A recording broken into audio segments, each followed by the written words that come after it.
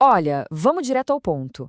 Existe um princípio espiritual, sabe? Uma chave revelada por uma mulher incrível chamada Florence Scovel Shinn, que basicamente transforma palavras comuns em decretos de poder.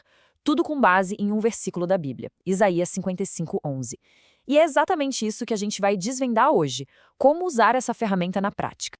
Sabe, essa é uma daquelas perguntas que deixam a gente frustrado, né? Por que será que às vezes parece que estamos falando com as paredes, enquanto para outras pessoas, uma simples declaração de fé parece mover montanhas, resolver dívidas e abrir portas em questão de dias? Pois é, a resposta não está no volume da oração, nem na repetição. Está na natureza dela. O pulo do gato, a grande virada de chave, é entender a diferença crucial entre uma palavra que é só vazia, que só descreve o problema, e uma palavra enviada, uma palavra que recebe uma missão para resolver a coisa toda. Ok, vamos olhar isso mais de perto para ficar bem claro. A oração comum é muitas vezes quase um relatório do problema que a gente entrega para Deus, né? Olha, tô doente, tô sem dinheiro, tô com medo. Ela vem de um lugar de súplica. Agora, a palavra enviada, essa é outra história. Ela não fica falando para Deus do problema, ela fala para o problema sobre a promessa de Deus. É uma mudança total de postura. A gente sai do papel de vítima e passa a ser um agente de uma lei espiritual. Para a gente entender de onde vem esse poder todo, a nossa história precisa voltar um pouquinho no tempo. Vamos para Nova York, lá em 1927. E o cenário não é um grande seminário, não. É o apartamento de uma mulher que estava passando por uma crise daquelas. O nome dela? Florence Scovel Shinn.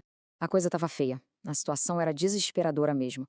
Contas atrasadas, sem clientes, sem renda, aquele medo batendo na porta, sabe? Mas em vez de entrar em pânico, ela fez algo diferente. Ela abriu a Bíblia, mas não só para buscar um consolo, não.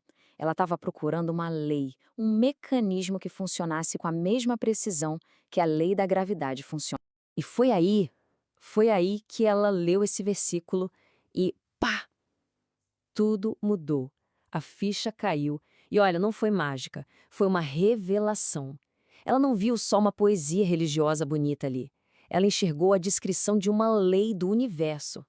A palavra de Deus não volta vazia por um motivo simples, porque ela é enviada com um propósito claro. E aqui, gente, está o ponto central da descoberta dela. Presta atenção. Essa lei não era só para Deus. Nós, que fomos feitos à imagem e semelhança dele, também temos essa capacidade de enviar palavras, palavras que estão alinhadas com a vontade dele. É como se a palavra se tornasse uma flecha espiritual com um alvo bem definido, sabe? Enviada para cumprir uma missão específica. Ok, a teoria é incrível, né? Poderosa. Mas vamos combinar. O que realmente nos dá confiança, o que faz a gente acreditar, é ver a coisa funcionando na vida real, com gente de verdade. Então, vamos dar uma olhada em alguns exemplos práticos.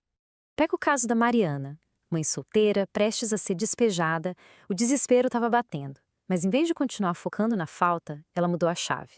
Ela parou de descrever o problema e começou a declarar a solução. Ela decretou o Salmo 23. O Senhor é o meu pastor, nada me faltará. Ela enviou essa palavra. E o que aconteceu? Nos dias seguintes, foi como se o universo começasse a se reorganizar para cumprir essa ordem. Cliente antigo pagou dívida, um trabalho extra apareceu e em uma semana o dinheiro do aluguel estava ali, na mão dela, completo. Agora o Eduardo. Meses e meses mandando currículo e nada. A oração dele era sempre a mesma. Deus, por favor, abre uma porta. Um dia cansado, ele mudou a tática. Ele se baseou lá em Apocalipse e começou a decretar: uma porta está aberta diante de mim, e nenhum homem pode fechá-la. Não era mais um pedido, era uma afirmação. 5 dias depois, o telefone tocou. E não era qualquer emprego, era uma oferta melhor, com um salário maior do que o que ele tinha antes. E tem a história da Dona Ruth. Imagina só, uma viúva com uma conta de hospital de mais de 14 mil reais na mão. O muro parecia impossível de pagar com a aposentadoria dela. Num ato de fé pura, ela pegou aquela conta, colocou em cima da Bíblia e declarou que a palavra de Deus sobre provisão não ia voltar vazia. 2 semanas depois, chegou uma carta, uma pequena herança de um parente distante que ela mal lembrava. E o valor? O valor era exatamente o que ela precisava para quitar a dívida, com uma precisão assim cirúrgica. Ok, vimos as histórias, que são incríveis, entendemos o princípio. Agora vem a parte mais importante, a parte prática. Como a gente faz isso? Como se aplica essa técnica que a Florence chamou de palavra missionária no nosso dia a dia? A frase-chave é esta: Vamos analisar ela pedacinho por pedacinho para entender o poder que tem aqui. Eu envio. Percebe? Isso já coloca a gente na posição de autoridade, não de vítima. A palavra de Deus. Essa é a munição, a promessa. Sobre esta situação, aqui a gente dá um endereço, o alvo da nossa flecha.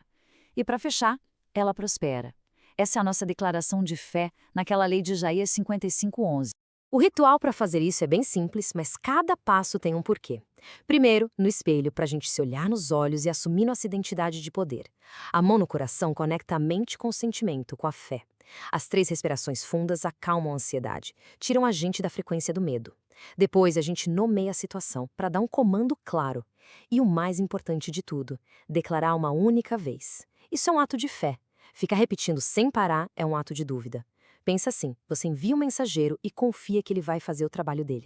E a Florencia era muito, muito clara sobre 3 avisos, 3 cuidados que a gente precisa ter. Primeiro, essa ferramenta é para alinhar circunstâncias, situações, não para manipular ou forçar a vontade de outras pessoas. Segundo, se a dúvida estiver gritando, não decrete, espere. Acalma o coração até sentir um momento de clareza, de fé genuína. A dúvida é tipo um veneno para a semente que a gente plantou. E terceiro, proteja a sua palavra. Não saia contando para todo mundo, principalmente para pessoas céticas, negativas, porque a descrença delas pode acabar contaminando a sua fé. Mas no fundo, por que isso funciona? Qual é a mecânica espiritual que está por trás de um decreto? Entender isso muda completamente o jogo. Vamos pensar lá no começo de tudo. Como o universo foi criado? Pela palavra. Haja luz. Foi uma ordem, um decreto. A luz não apareceu por pena de Deus ou por desespero. Ela apareceu por obediência a uma palavra que foi enviada. O mundo espiritual funciona com base em leis. Ele não responde ao nosso choro, à nossa angústia. Ele responde ao nosso decreto, porque um decreto é, na verdade, a ativação de uma lei que já existe. Dá para imaginar que a nossa palavra se torna um agente espiritual, enviado numa missão. A gente dá a ordem e ele vai. Ele vai trabalhar nos bastidores, no invisível, movendo as peças, abrindo caminhos, removendo os obstáculos. A gente não precisa ver o trabalho acontecendo para confiar que ele está em andamento. É igualzinho a uma semente. O trabalho mais importante começa debaixo da terra, longe dos nossos olhos. E esse ponto aqui talvez seja o mais importante de todos. A gente não decreta para tentar convencer Deus a fazer alguma coisa. As promessas dele já foram feitas, já estão aí. O sim e o amém já existem na palavra dele. O decreto, então, não é para mudar a mente de Deus, é para alinhar a nossa realidade aqui na Terra com aquilo que já é verdade lá no céu. É a gente usar a nossa voz para concordar com ele, para trazer essa realidade para cá.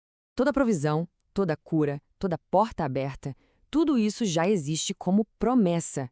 O poder para trazer isso para a nossa vida está na nossa boca. Não como um pedido tímido, mas como um decreto de fé. E isso nos deixa com uma pergunta final. Uma pergunta muito poderosa.